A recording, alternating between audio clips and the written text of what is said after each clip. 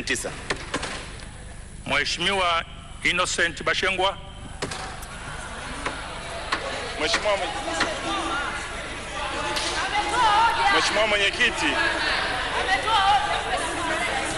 Mheshimiwa Mwenyekiti, nakushukuru sana kwa kunipa fursa ya kanuni ya 69. Mheshimiwa Mwenyekiti. Mheshimiwa Mwenyekiti, Mheshimiwa Zito, nakusihi sana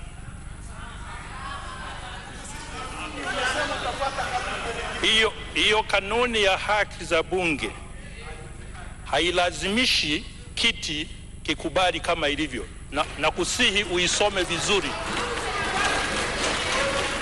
Kanuni ya 69, hoja ya kuahirisha mjadala. Usikilize, mbona unapapara? Sikilize.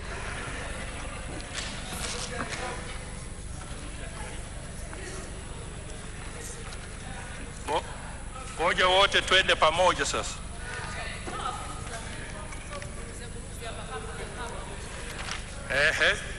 Wasomee tu basi.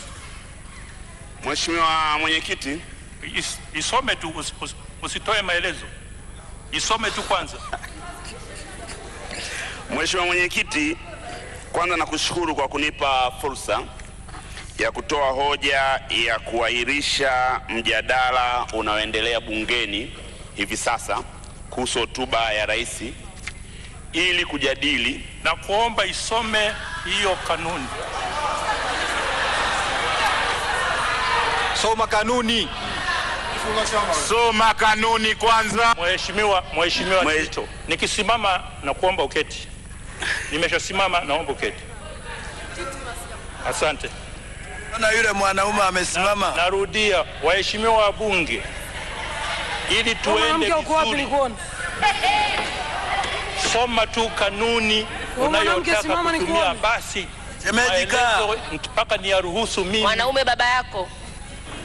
Mheshimiwa Mwenyekiti, kanuni ya 69(1) inasema mbunge anayependa mjadala unaoendelea juu ya hoja yeyote uahirishwe hadi wakati wa baadaye anaweza kutoa hoja kwamba mjadala sasa uahirishwe, na atataja mjadala huo uahirishwe hadi wakati gani, na pia atalazimika kutoa sababu za kwa nini anataka mjadala uahirishwe.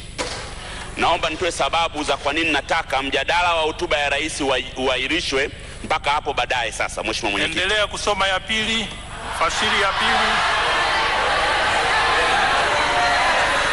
Apili soma wewe. Naomba uniruhusu niendelee Mheshimiwa. Dunia hiyo. Naomba niendelee. Mheshimiwa Mwenyekiti, Mheshimiwa Waziri wa Habari, na kuomba Mheshimiwa Zito, hebu keti. Soma kanuni. Hivi tatizo, mbona jecha hamkumlazimisha asome ya pili? Nilisema hivyo kwa sababu sio sisi tuna bahati ya kuwa na hizi nakala za kanuni. Watanzania ambao wanawasikiliza hawana hizi. Si mmezima wanasikiliza wapi?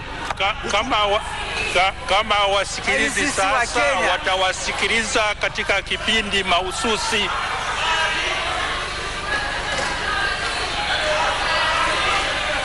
Naomba ukisome kifungu cha pili. Mheshimiwa Mwenyekiti, kisome. Na kuelewa Mheshimiwa Mwenyekiti, na natii maelekezo yako. Kifungu cha pili ni maamuzi yako wewe baada ya kusikiliza hoja. Kisome. Kwa lazima nitoe sababu za kuahirishwa, wewe utumie kifungu cha pili na cha tatu kuamua kama hoja hiyo ni sahihi au hapana. Kwa naomba unisikilize. Naomba usome vizuri hiyo kanuni Mheshimiwa Mwenyekiti. Kifungu cha pili ni mamlaka yako wewe ya kuruhusu kama hoja ninayotoa ni sahihi au la. Kwa naomba niende kwenye hoja, then utaamua, ni maamuzi yako, unachoogopa ni nini? Kwa niendelee. Mheshimiwa, hebu keti sasa ni kuongozi. Mheshimiwa Zito, niliposema ukisome kifungu cha pili nilikuwa nikufikishe huko. kwamba tuelewane wote kwamba tunazingatia kanuni. Nikisha kukuruhusu sasa ndio utasema, na mimi nitaipima kwa niaba ya bunge kama kweli hiyo ndio njia nzuri ya kuendesha shughuli zetu. Lakini wewe ulikuwa unang'ang'ania tu uanze kusoma. Sasa turudi tu kwenye mstari. Mheshimiwa Mwenyekiti, kifungu cha pili na kusoma kwa niaba yako, maana natakiwa kusome wewe. Kama spika atakuwa na maoni kwamba kuwasilishwa kwa hoja hiyo ni kinyume cha uendeshaji bora wa shughuli za bunge, atakataa kuitoa ili iamuliwe. Vinginevyo papo hapo atawahoji wabunge juu ya hoja hiyo kadiri itakavyoona inafaa. Naomba sasa Mheshimiwa Mwenyekiti nitoe hoja yangu kwa nini naomba bunge lako tukufu liahirishe mjadala wa hotuba ya rais mpaka hapo baadaye baada ya hoja ninayotoa. Muda mfupi uliopita, waziri wa habari ametoa kauli ya serikali ambayo inawanyima haki wananchi ya kufuatilia shughuli la baraza lao la uwakilishi, bunge la Jamhuri ya Muungano wa Tanzania. Televisheni ya Taifa TBC ni televisheni inayoendeshwa na fedha za umma zinazopitishwa ndani ya bunge. Walipa kodi ndio wanayoiendesha TBC. TBC sio televisheni ya biashara. Inafanya biashara kwa sababu tu serikali imeshindwa kuipa mafungu yanayotosha ya kuendesha shughuli zake. TBC haiwezi kwa namna yoyote ile kuwanyima haki wananchi ya kufuatilia wawakilishi wao wanazungumza nini na wanafanya nini. Na ndio maana kwa muda mrefu sasa kumekuwa na shughuli za bunge zikionyeshwa na televisheni ya taifa moja kwa moja.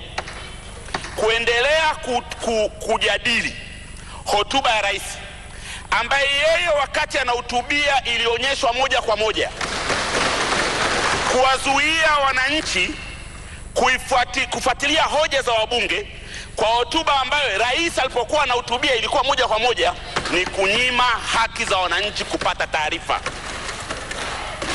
Mheshimiwa Mwenyekiti, na kuomba bunge lisitishe mjadala wa hotuba ya rais ambaye yeye alionyeshwa moja kwa moja, lakini muhimili wa bunge unapoijadili isionyeshwe moja kwa moja, ili wabunge wajadili na watoe maazimio ambayo yatapelekea serikali kuliachia shirika la TBC lionyeshe shughuli za bunge moja kwa moja kwa mujibu unavyostahili. Na naomba kutoa hoja Mheshimiwa wabunge. Mwenyekiti, taarifa. Mwenyekiti, taarifa. Waheshimiwa wabunge, nimemsikiliza kwa makini Mheshimiwa Zitto Kabwe kwa hoja yake ambayo msingi wake unaanzia kanuni ya 49 ambayo inahusu kauli za mawaziri. Kauli za mawaziri kwa mujibu wa kanuni hizi na kwa mujibu wa mazoea yetu hazijadiliwi bungeni, lakini hilo halizuii mbunge kuleta hoja substantive kupitia kwa taratibu ambazo zimewekwa. Uamuzi wangu kama Mheshimiwa Zitto Kabwe, bado naona upo umuhimu wa hoja hiyo kuendelea.